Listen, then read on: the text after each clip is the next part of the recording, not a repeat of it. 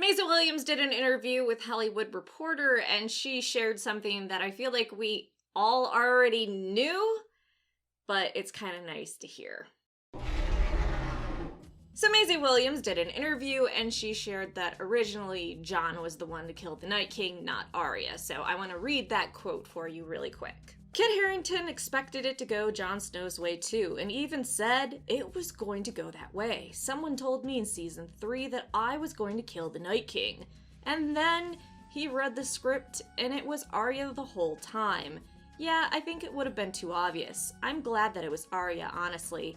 I think I had the best storyline of the final season. Now, I think she's just misremembering what season Kit Harington actually said, but honestly, D&D are such adult babies that I could see them being like, well, yeah. It would be epic if Jon Snow killed the Night King and had an epic duel, but what if we just say, fuck the viewers, we already got our money, get fucked. So I don't doubt that George told D&D, hey, you know, maybe there's going to be a final battle between a lead other in the books, because obviously there's no Night King in the books. There's the Night's King, but that's very different. And maybe just D&D were like, nah. Jon Snow's too perfect.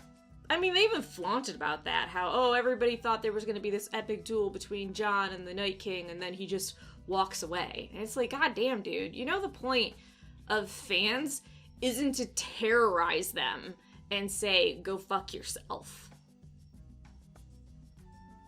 Even though I do that. I wouldn't consider you guys fans, though. You're more just people that are watching this channel to watch the slow decline of an elderly woman that is losing grip with all of reality. Oh, and cute enough, I kind of just want to share this other tidbit about the interview. So after she shared that, the interviewer asked her, have you ever tormented Kit Harington with the gif of the blowing kill being done by Arya? And she said, no, which is a total shame. And actually, here's her quote. Actually, no, not that. We do tease Kit, but it's usually about other things, which I probably can't say. But I don't tease him about the dagger moment at all.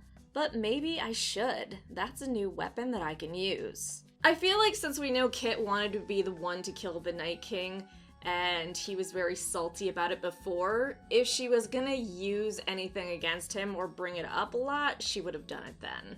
Or maybe even after the show premiered and it was all stirred up again, but a year from the finale, I feel like Kit Harington has just moved on with his life.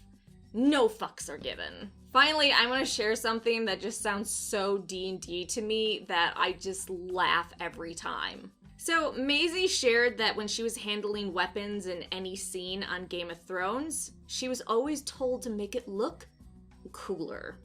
So Maisie said, well, I found that on Game of Thrones, they were always like, look cooler, do it faster, be stronger. So I feel like we got to a place on Game of Thrones where I looked very slick. But I don't think that's so natural. And what actually makes me a step further sick about that whole make it look cooler, just is that there's a recent interview from a crew member for Game of Thrones that said D&D's advice to him was always, Game of Thrones can never be too dark, as in the lighting.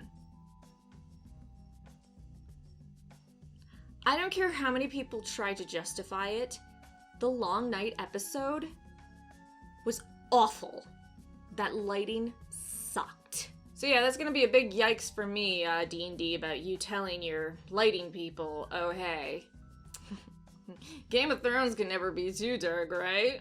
Hey, you can like and subscribe if you want. It's up to you. You get to choose how you spend your time on this earth. After that, it's just all black.